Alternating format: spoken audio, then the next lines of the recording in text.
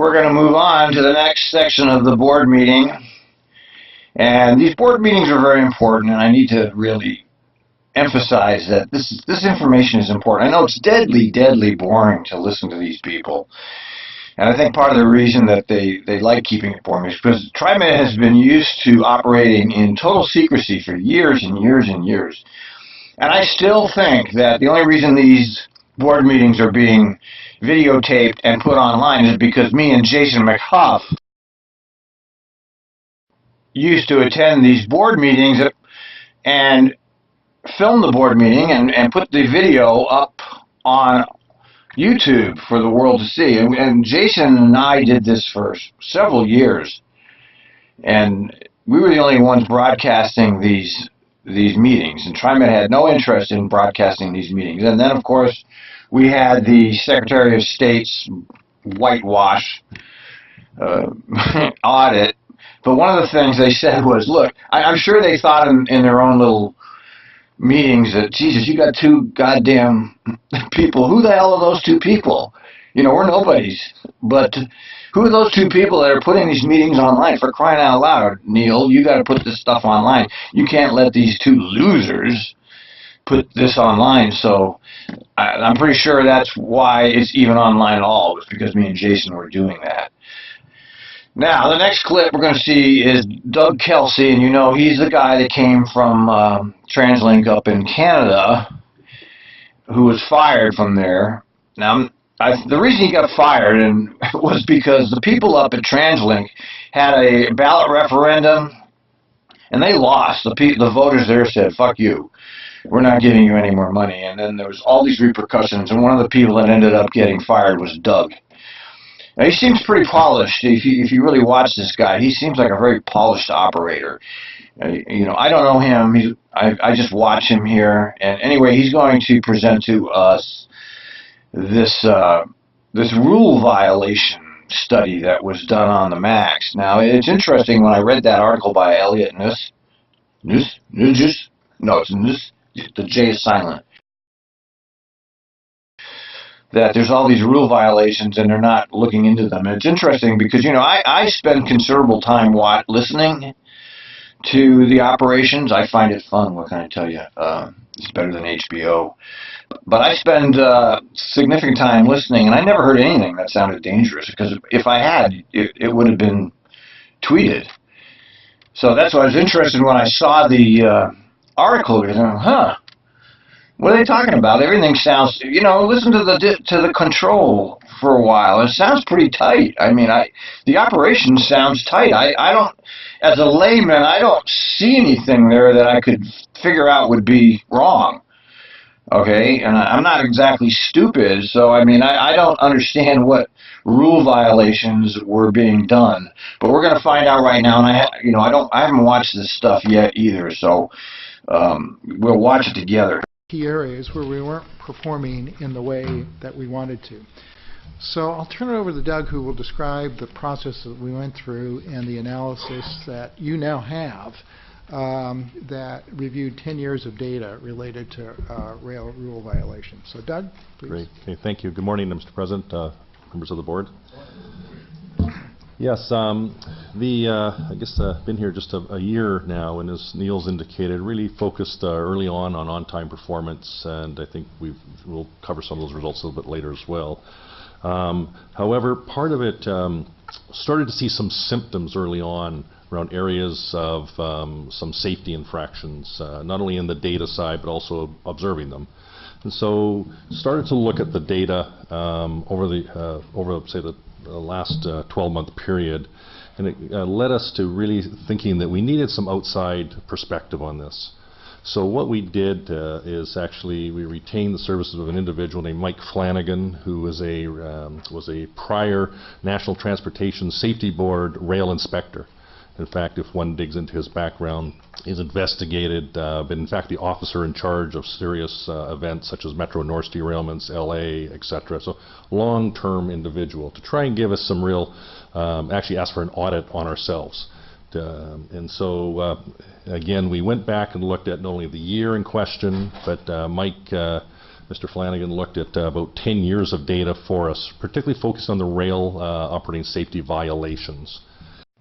And here we have another consulting contract. I mean, it seems to me sometimes that Trimet doesn't do anything because all they do is hire consultants to do studies on their own system. And what's wrong with Doug Kelsey? Why couldn't he do this? I mean, he was a fresh set of eyes. I wonder how much they paid old Mike Flanagan for this. So within the parameters of the audit, we focused on a few key areas. The first one was passing a signal stop. So if you have a signal goes red, an individual passes through that in contrary to the regulatory requirements. All right, he's referring to tripping the signal, and that actually does happen quite often. Nothing ever happened as a result of that, but I do hear it quite often. Also looking at areas where are we overspeeding, moving beyond the speed limit, if you will, in simple terms. Looked at train door openings as well. Looked at training, things of that nature. And I think you have the package which was turned over to us formally yesterday. And yeah, I do hear the speed trips, and we do hear the doors opening on the on the wrong side. It's not that uncommon. It happens quite a bit. Nobody ever gets off, though. See, people are smarter than you think. We also provided to you some of the team has been very quickly and diligently working on management's response to this and our action plan. Some of the key findings that come out of there's 41 recommendations. We've absolutely accept all 41 recommendations. We think it's a very thorough report, a very balanced report. However, in there are some key findings. There's been a significant growing trend of recordable safety events inside this organization. I think we've also become, over time, too reliant on some of the safety features that are engineered into the system. And some of the results, I think over time, have been accepted as normal, when in fact they should not be. So part of this is we need to follow through on the investigations, the oversight, and how the organization manages performance going forward. So with it, there's a tremendous amount of effort that is needed, some immediate, and what you would be able to see in reviewing the action plan, if you will, really looked at dividing this into a few key categories of how we respond. Really looking at the next 0 to 6 months, 7 to 12 months, 1 to 2 years, and 2 years beyond. And determining by category what are engineering related, what are training related. You can go into the different categories you would see in your the management action plan to say what are the early wins we need to shore up, and what are some that will be long-term, i.e., for example, some things will take time through engineering, rework, et cetera, et cetera.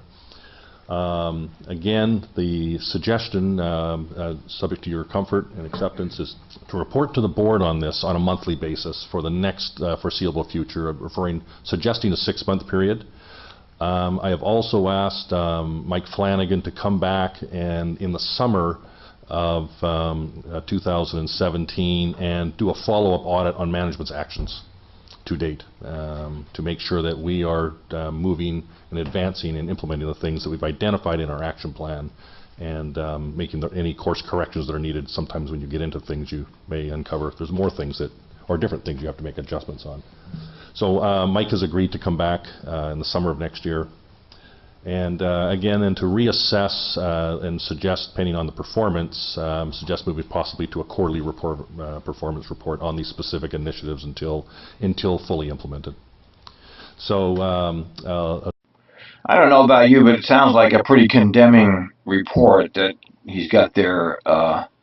He wants to report to the board every month on this. I mean, from a casual observer, there's been no problems.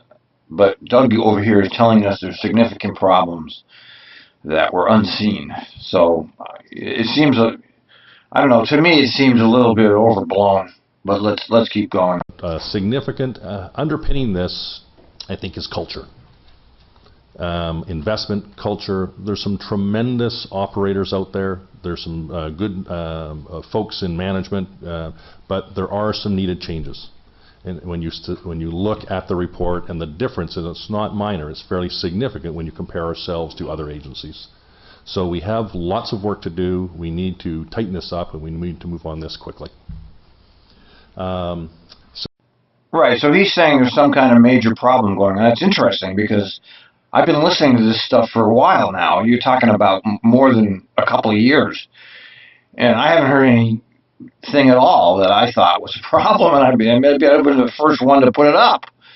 So I don't know I can't wait to hear what he's got to say, but I don't know, man. Something's odd about this. So if you have any questions, happy to answer them as best as we know at this time. Thank you. Let me start out here because first off, I want to thank Doug and Neil and the staff. Wait a minute. That's it? That's the presentation? That's it? That's all we're going to hear?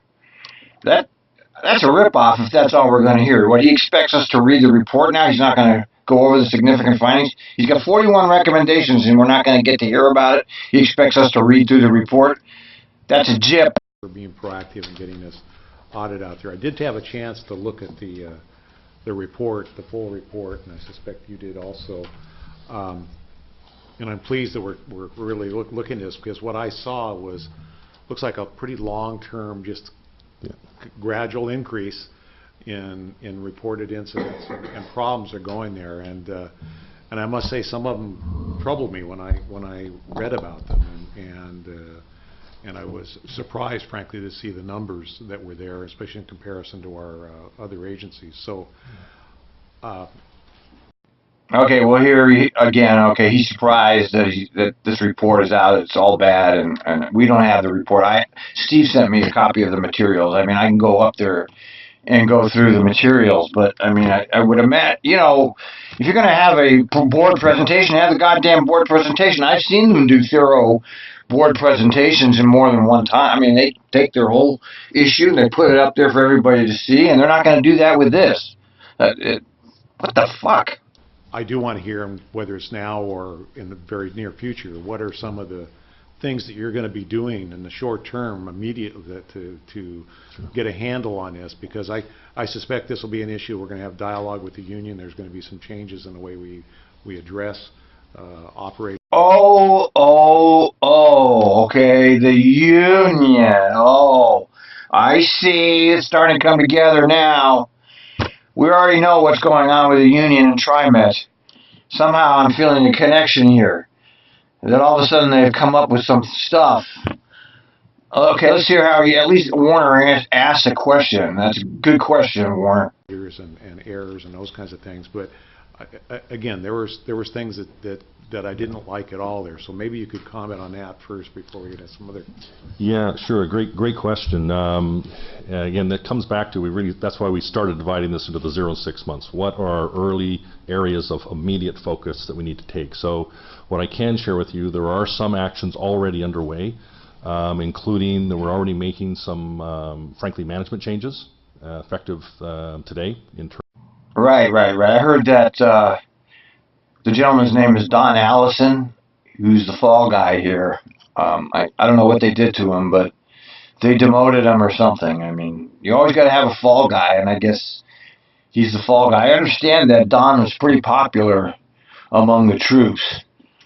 So, they don't want any management that actually likes the staff. That seems to be a Trimet philosophy. Anybody that actually gets along with the actual workers, we don't want to have that at Trimet. I mean, I'm just talking off the top of my head, but that's what comes off the top of my head. Currently in the rail operations area, and they're going to look at the fundamental structure. I've already got, we're looking at an actual field operations review around, do we actually have the right structure for accountabilities, clarity, authority, etc. On the people side of it, continuing on, in 2 weeks, we will be hiring. This process has been going on before this audit came out, but Trimet's very first executive director of transportation with a direct rail background.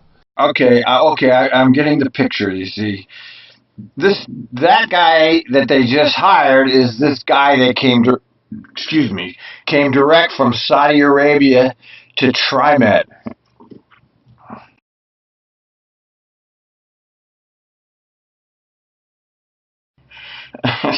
So here we have another executive position created by McFarland. I mean, ever since McFarland has been in office, he's just expanded the bureaucracy to an unbelievable length. And this is a brand new position, I guess, according to Kelsey. The agency's growing in its rail responsibilities, so the individual was the executive director for rail operations for LA Metro, and so he will be starting here just after the holiday season coming up. Immediately, and was part of the previous reorganization that we had set up earlier in the year, we will be transferring training within transportation under safety and security.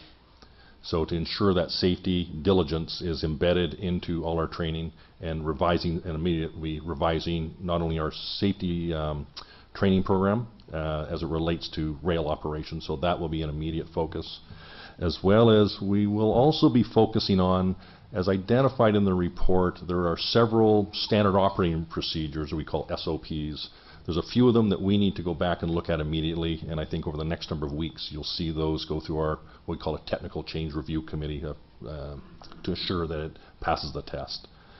So here we go. We have bureaucrats being bureaucrats. They're switching people around. They're playing musical managers. They're moving this guy over here. They're changing that department over there.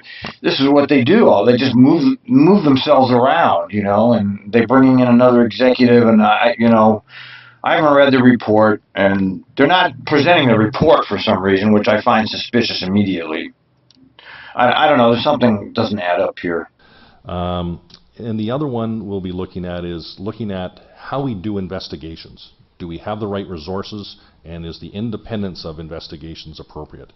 I think we will need to resource this up more, because one of the items, as indicated in the report, is they're having a tough time just fundamentally keeping up. That's in the short term. The goal is to actually eliminate them so they actually don't happen, but there'll be a short-term catch-up period that I think we're going to have to go through. And probably the most important one in my mind is we have some tremendous rail operators out here. The complexity of the network has grown.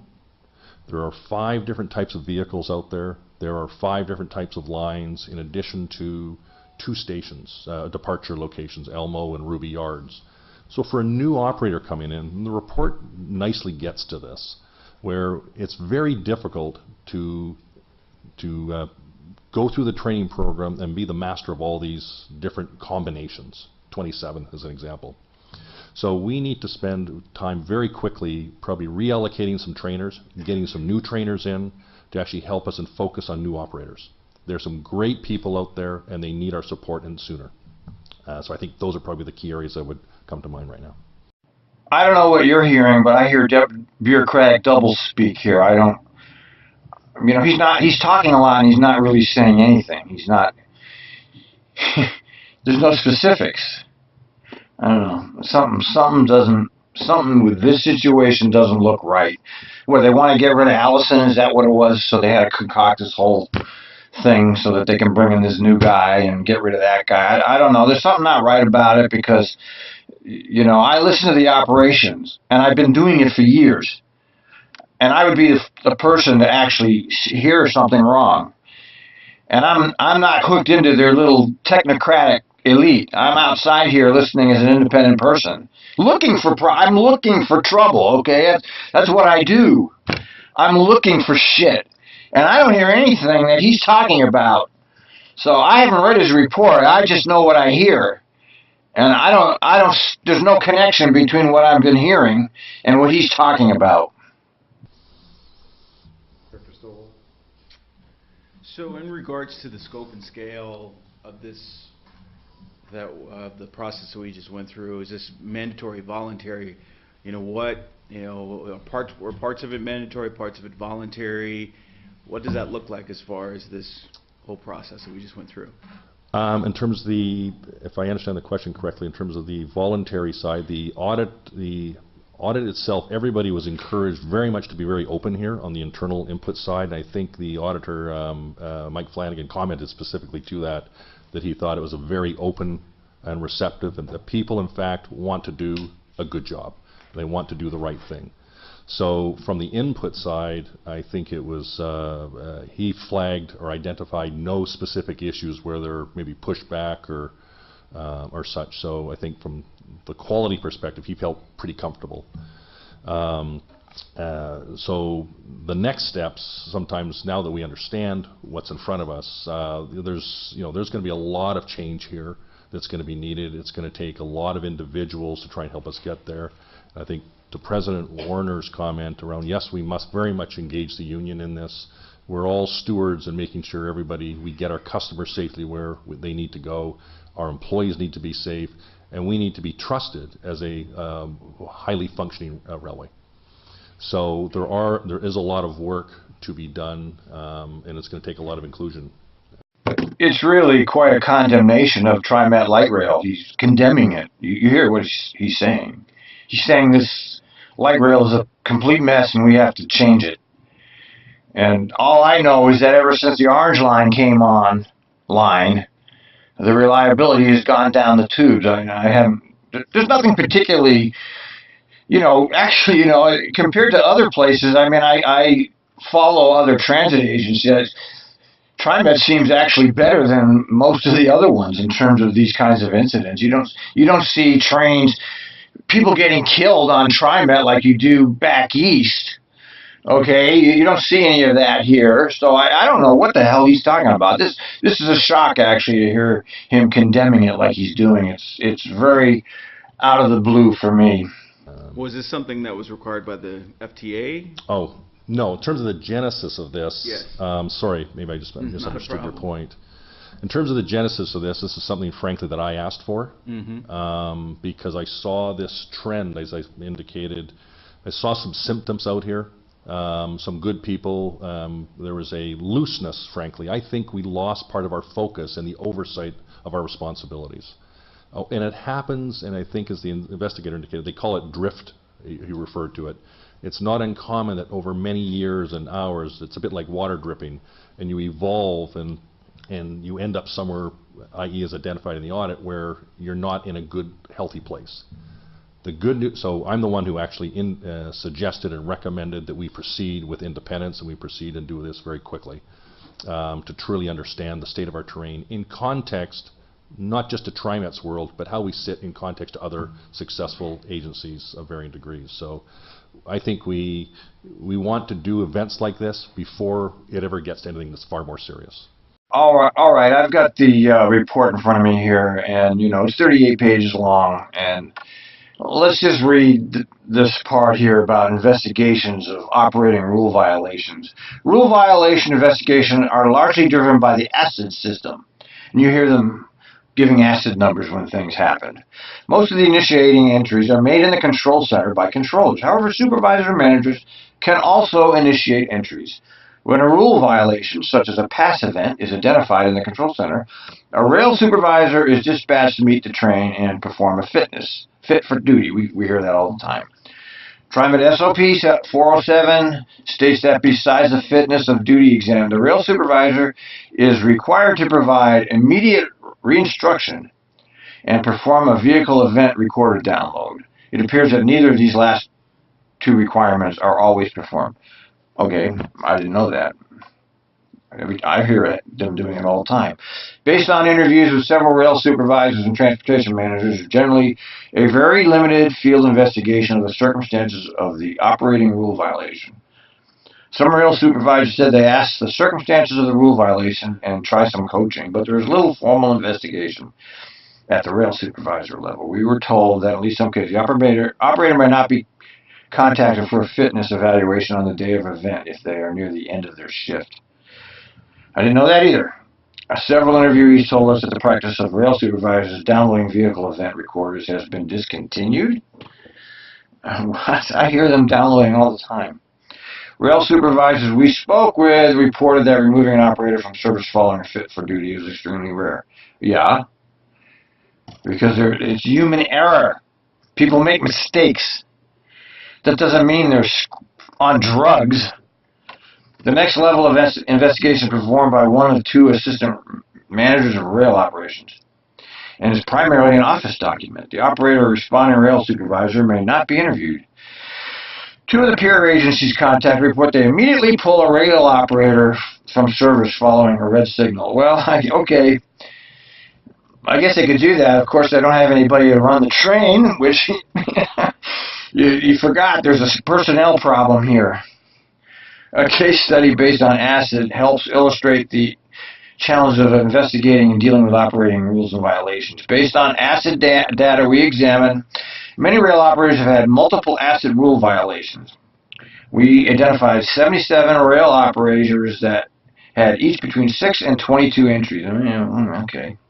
Looking in detail at the operator with the highest count, 22, the outcomes include 8 events that resulted in re-instruction letters, 2 in warning letters, 1 in counseling, and 1 in suspension. 2 entries have no investigative information. 6 were listed as not at fault. 1 entry was listed as pending. Often the assistant manager's determination is based on video event recorder or signal recorded data. If no data is available, an operator not at fault. Information from onboard and signal system recorders is perishable because the data is eventually overwritten. Generally, data begins to be overwritten 1 to 8 days. Okay, blah, blah, blah, blah, blah, blah, blah, blah, blah. Let me see.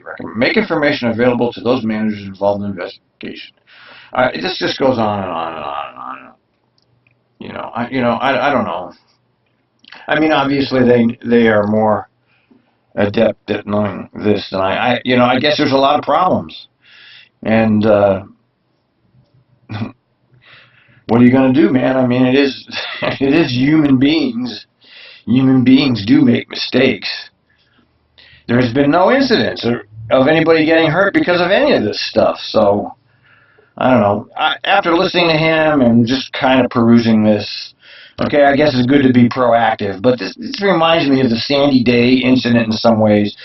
Okay, one operator made one mistake in 40 years of Trimet, and all the operators, and I was working there at the time, had to suffer the consequences of the one operator that made one human error mistake. And this is very typical of Trimet. These bureaucrats love bureaucracy. That's how they make jobs for themselves. I'm not trying to diminish the report, but I want people to understand that without finding problems, they don't have a job. So they have to come up with a problem. It's kind of like, well, if everything's running right, I don't need to be here. Well, they can't. Nobody's going to do that. I don't know. Good luck, rail operators. You've got your 9/11 event, just like us bus operators did. Who knows what the hell they're going to do to you now?